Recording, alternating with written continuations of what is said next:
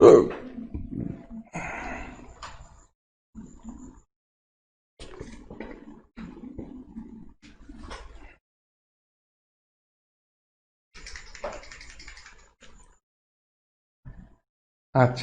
আজকে আমাদের যেটি আলোচনার বিষয়বস্তু সেটি হচ্ছে যে একই যৌগে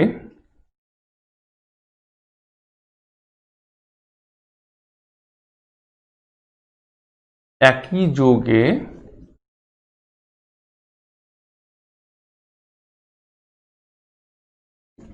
একই যৌগে বিভিন্ন ধরনের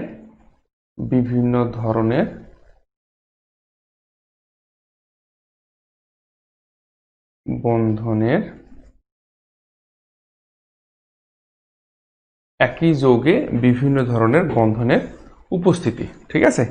অর্থাৎ একটা যৌগের মধ্যে আমাদের যে বিভিন্ন রকম বন্ধনগুলো যে আমরা পড়েছিলাম, সেই বন্ধনগুলো কিভাবে একই যৌগের মধ্যে উপস্থিত থাকে সেই বিষয়গুলো নিয়ে আমরা আলোচনা করব। ওকে, তো অর্থাৎ আয়নিক বন্ধন, সমযোজী বন্ধন বা সন্নিবেশ বন্ধন, যেটাকে সন্নিবেশ সমযোজী বন্ধন বলা হয়।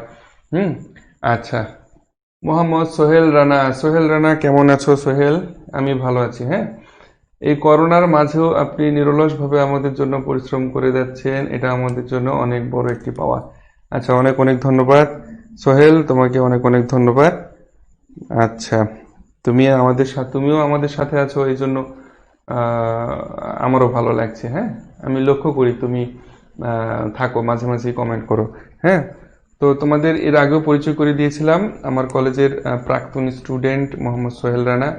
সে আমার কলেজ থেকে অলরেডি ইন্টারমিডিয়েট পাশ করে গিয়ে সে এখন পড়াশোনা করছে, প্লাস তার পাশাপাশি সে সাংবাদিকতা পেশার মধ্যেও আছে। তো যাই হোক সোহেল রানা, তোমাকে অনেক অনেক ধন্যবাদ।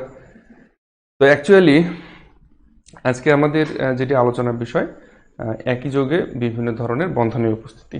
ওকে, তো দেখো আমরা এই টপিকসটা নিয়ে একটু আলোচনা করি। আলোচনার প্রথমে আমরা যেটি জানবো যে কিভাবে একটা যৌগের মধ্যে বিভিন্ন ধরনের বন্ধন উপস্থিত থাকতে পারে। আচ্ছা, সেটি হচ্ছে যে আমরা বলতে পারি যে একটা যৌগের মধ্যে অ্যাকচুয়ালি বিভিন্ন ধরনের উপস্থিতি লক্ষ্য করা যায়। কিভাবে লক্ষ্য করা যায়? যেমন ধরো H3N and BF3।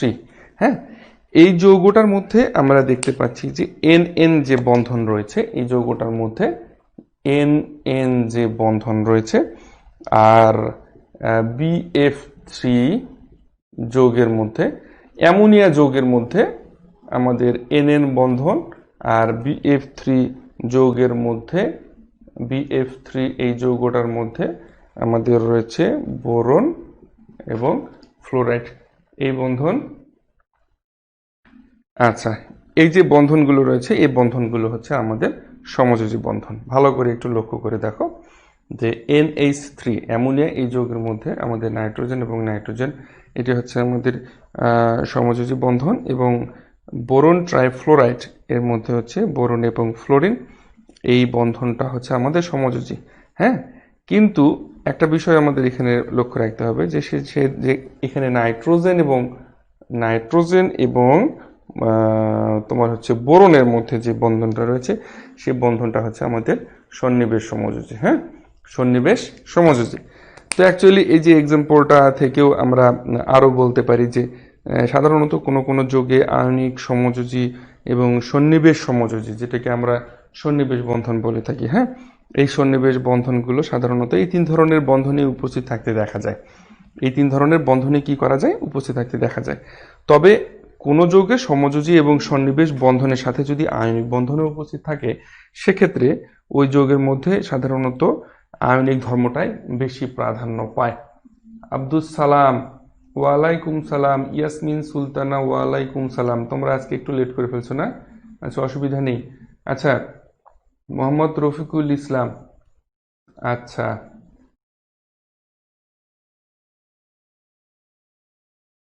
আচ্ছা রফিকুল, তোমার কোশ্চেনের অ্যান্সার দিচ্ছি।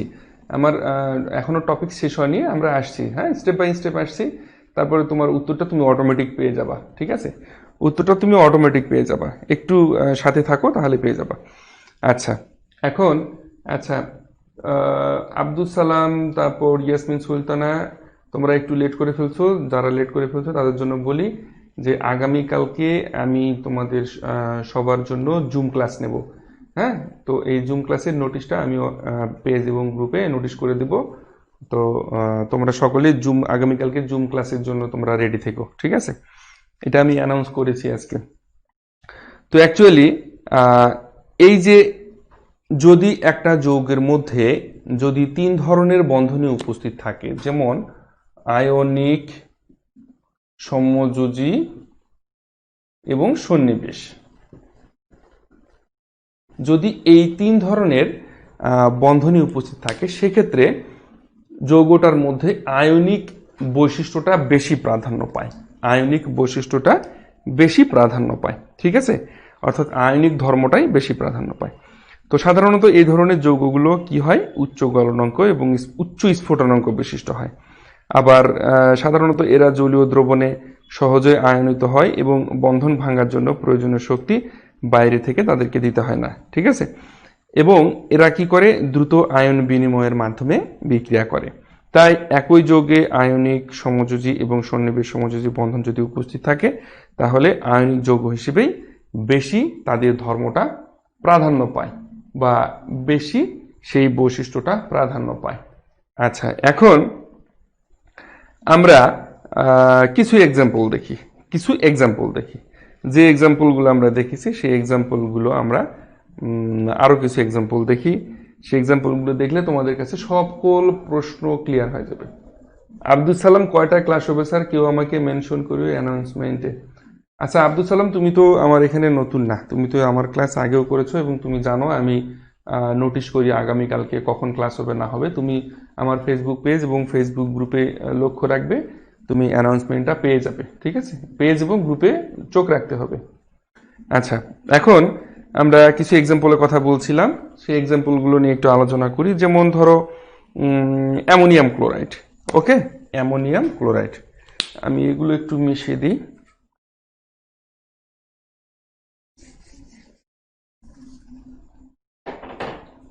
যেমন ধরো অ্যামোনিয়াম ক্লোরাইড, এই যে অ্যামোনিয়াম ক্লোরাইড, এই অ্যামোনিয়াম ক্লোরাইডে 3 ধরনেরই বন্ধন উপস্থিত আছে। হ্যাঁ, আচ্ছা, সাধারণত NH3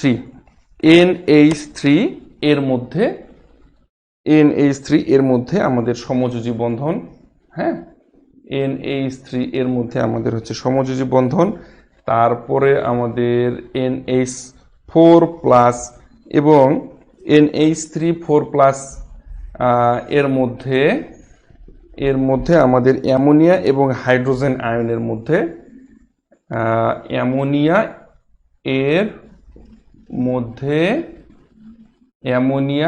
এবং হাইড্রোজেন আয়ন, এই দুটো নিয়ে আমাদের অ্যামোনিয়াম আয়ন হচ্ছে।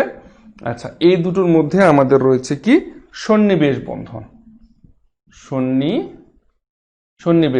ঠিক আছে? আচ্ছা, অ্যামোনিয়ার মধ্যে হচ্ছে আমাদের সমযোজী বন্ধন, আর NH4 আয়নের মধ্যে হচ্ছে আমাদের অ্যামোনিয়া এবং হাইড্রোজেন আয়ন, এর মধ্যে রয়েছে সন্নিবেশ বন্ধন, ঠিক আছে? আর অ্যামোনিয়াম আয়ন এবং ক্লোরাইড আয়ন, যেটা নিয়ে অ্যামোনিয়াম ক্লোরাইড, ঠিক আছে? এর মধ্যে রয়েছে আমাদের আয়নিক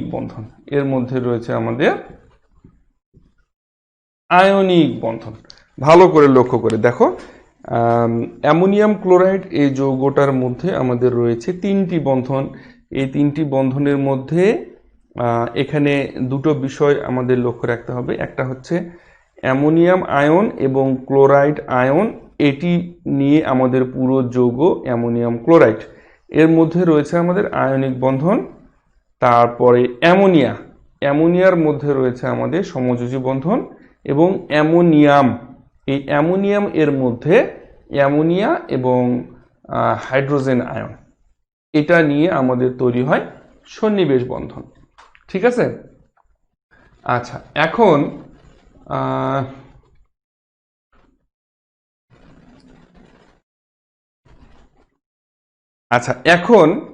তোমরা অনেকেই কমেন্ট করছো, তোমাদের কমেন্টের উত্তরগুলো আমি পরে দিই, ক্লাসটা শেষ করি, তারপর শেষে আমরা এগুলো নিয়ে আলোচনা করব, তোমাদের কমেন্টগুলো বা প্রশ্নগুলো। ঠিক আছে, অনেকে অনেক টপিকস নিয়ে কমেন্ট করতেছো, সেগুলো আমরা একটু ক্লাস শেষে আলোচনা করি। আসলে ক্লাসের মাঝখানে এগুলো নিয়ে আলোচনা করতে গেলে ক্লাসের বিষয়টা আমাদের পিছিয়ে যায়। আচ্ছা, এখন তোমাদেরকে আরেকটু ক্লিয়ার করি, সেটি হচ্ছে যে এখন যেহেতু আমরা একটু আগেই জানলাম যে একটা যৌগের মধ্যে যদি 3টি বন্ধনী বিদ্যমান থাকে তাহলে সেই যৌগটির আয়নিক বৈশিষ্ট্যটি বেশি প্রাধান্য পায় বা আয়নিক ধর্মটাই বেশি প্রকাশ পায়। ঠিক আছে, আচ্ছা, এখন এখান থেকে আমরা আর একটু ডিটেলসে দেখি, আর একটু ডিটেলসে দেখার জন্য আমরা এগুলো কিন্তু আমরা আগে পড়েছি। ঠিক আছে, এগুলো কিন্তু আমরা আগে পড়েছি, তোমরা সবাই জানো। তারপরেও টপিকস অনুযায়ী আজকে আমাদেরকে আবার এগুলো নিয়ে আলোচনা করতে হচ্ছে, অসুবিধা নেই, এটা কোনো ব্যাপার না, আবার আলোচনা করা যাচ্ছে, আমি আলোচনা করে দিচ্ছি, কোনো সমস্যা নেই। আর ক্লোরাইড, এখন দেখো, এই যে হচ্ছে আমাদের অ্যামোনিয়াম ক্লোরাইড যৌগটি, নিশ্চয়ই তোমাদের এই জায়গাটা বুঝতে কারোরই কোনো অসুবিধা নেই যে কিভাবে এটি হলো। ঠিক আছে, নাইট্রোজেন NH3, এইটা হচ্ছে আমাদের অ্যামোনিয়া। এই নাইট্রোজেন এবং হাইড্রোজেন এর মধ্যে কি বন্ধন থাকে? সমযোজী বন্ধন, তাই না? নাইট্রোজেন এবং হাইড্রোজেনের মধ্যে কি বন্ধন থাকে? সমযোজী বন্ধন, তাই তো? আর অ্যামোনিয়া এবং এই হাইড্রোজেন, অ্যামোনিয়া এবং হাইড্রোজেন এর মধ্যে কি থাকে? সন্নিবেশ বন্ধন। অ্যামোনিয়া এবং হাইড্রোজেনের মধ্যে সন্নিবেশ বন্ধন। আর এই অ্যামোনিয়াম আয়ন এবং ক্লোরাইড আয়ন এর মাঝে থাকে আমাদের আয়নিক বন্ধন। ঠিক আছে, আচ্ছা, নিশ্চয়ই এই জায়গাটা তোমাদের পরিষ্কার হয়ে গেছে। তাহলে এটা আমাদের সন্নিবেশ সমযোজী বন্ধনের চিহ্ন, সেটা আমরা সবাই জানি, এটা আমরা পরিষ্কার বুঝতে পারছি। তারপরে যদি বুঝতে অসুবিধা হয় তোমরা আমাকে পরে জানিও, আমি তোমাদেরকে বুঝিয়ে দেবো। আগে এক্সাম্পলগুলো যেগুলো আমাদের আলোচনায় ছিল সেই এক্সাম্পলগুলো আমরা আলোচনা করি। এরপরে নেক্সট আর একটা এক্সাম্পল আমরা আলোচনা করি। যদি আলোচনা করি, এটা মিশিয়ে দিই। আচ্ছা, এটাকে মিশিয়ে দিই, যেমন H2SO4, সালফিউরিক অ্যাসিড, এর গঠনটা একটু আমরা দেখি।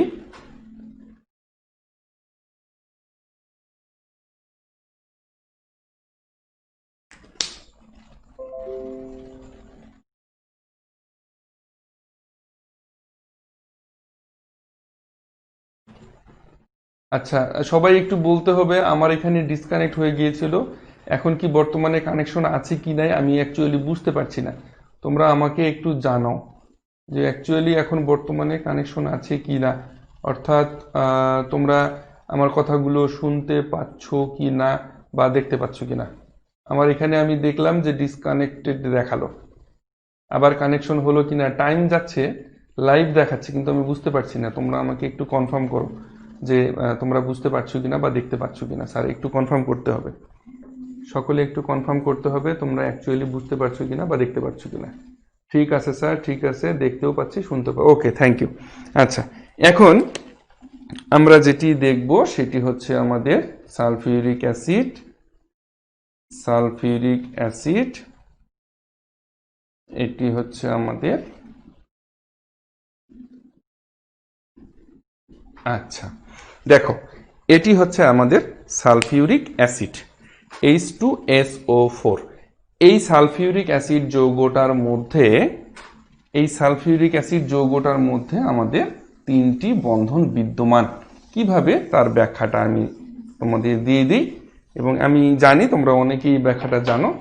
যাদের একটু প্রবলেম আছে তোমরা এই ব্যাখ্যাটা একটু ক্লিয়ার হয়ে নেবে, যাদের একটু প্রবলেম আছে ব্যাখ্যাটা একটু ক্লিয়ার হয়ে নেবে। তো এটা হচ্ছে তীর চিহ্ন, হ্যাঁ, এটা কিন্তু তীর চিহ্নটা আমি একটু স্পষ্ট করে দিই। দেখো, এখানে সাধারণত 2 প্রকার রাসায়নিক বন্ধন আছে। এখানে লক্ষ্য করে দেখো, 2 প্রকার রাসায়নিক বন্ধন আছে। এখানে সমযোজী বন্ধন আছে আর সন্নিবেশ বন্ধন আছে। তো কার কার মধ্যে সমযোজী বন্ধন, নিশ্চয়ই তোমরা এটা বুঝতে পারছো, সহজেই বুঝতে পারছো যে সমযোজী বন্ধন আছে এখানে আমাদের 4টি। হ্যাঁ, সমযোজী বন্ধন আছে এখানে আমাদের 4টি। ঠিক আছে, 4টি সমযোজী বন্ধন কিভাবে কিভাবে?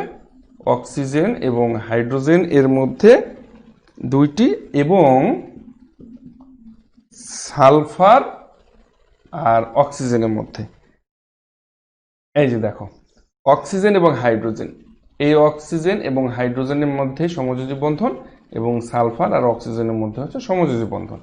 আর সন্নিবেশ বন্ধন রয়েছে আমাদের, সন্নিবেশ বন্ধন রয়েছে আমাদের 2টি, তাই না? সন্নিবেশ বন্ধন আমরা দেখতে পাচ্ছি যে 2টি, সেটি কার কার মধ্যে? সালফার আর অক্সিজেনের মধ্যে, তাই না? সালফার আর অক্সিজেনের মধ্যে। খুব সহজে আমরা বলতে পারতেছি যে একই যৌগে একাধিক বন্ধন বা বিভিন্ন ধরনের বন্ধনের উপস্থিতির এখানেই প্রমাণ পাওয়া যায়। ঠিক আছে, আচ্ছা, এটা একটা এক্সাম্পল গেল। এরপরে আমরা আরো একটা এক্সাম্পল দেখি। এরপরে আরো একটা এক্সাম্পল আমরা দেখি। এটা মিশিয়ে দিচ্ছি আমি।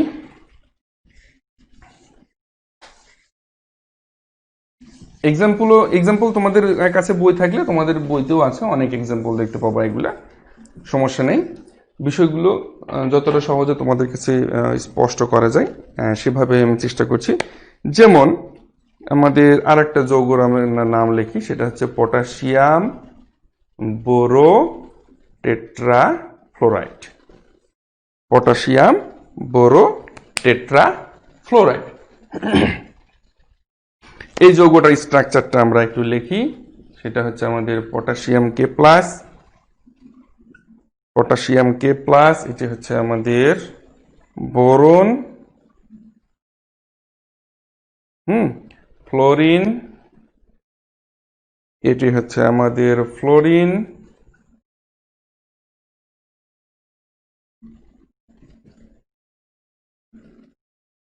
এটি হচ্ছে আমাদের ফ্লোরিন, এখানে মাইনাস আর এখানে পটাশিয়াম প্লাস। তাহলে পটাশিয়াম কে প্লাস, এখানে রয়েছে আমাদের বোরন, তার উপরে রয়েছে আমাদের ফ্লোরিন, এখানে ফ্লোরিন ফ্লোরিন ফ্লোরিন। এখন আর এখানে আমাদের মাইনাস। এখন এখানে তোমরা একটু নিজেরা একটু চিন্তা করে দেখো তো তোমাদের কি কি তোমাদের কাছে মনে হচ্ছে যে কি কি এখানে বন্ধন আছে? তোমাদের কাছে মনে হচ্ছে কি কি কি বন্ধন এখানে আছে? বলো দেখি, একটু ভালোভাবে লক্ষ্য করে বলো দেখি। এখানে 3 ধরনের বন্ধনই কিন্তু আছে, ঠিক আছে? আয়নিক বন্ধন আছে, সমযোজী বন্ধন আছে এবং সন্নিবেশ বন্ধন আছে। তো সমযোজী বন্ধন কার কার মধ্যে রয়েছে? সমযোজী বন্ধন রয়েছে 3টা, বোরন ট্রাইফ্লোরাইডের মধ্যে। সমযোজী বন্ধন রয়েছে 3টি, ঠিক আছে? সমযোজী বন্ধন রয়েছে 3টি, কার কার মধ্যে?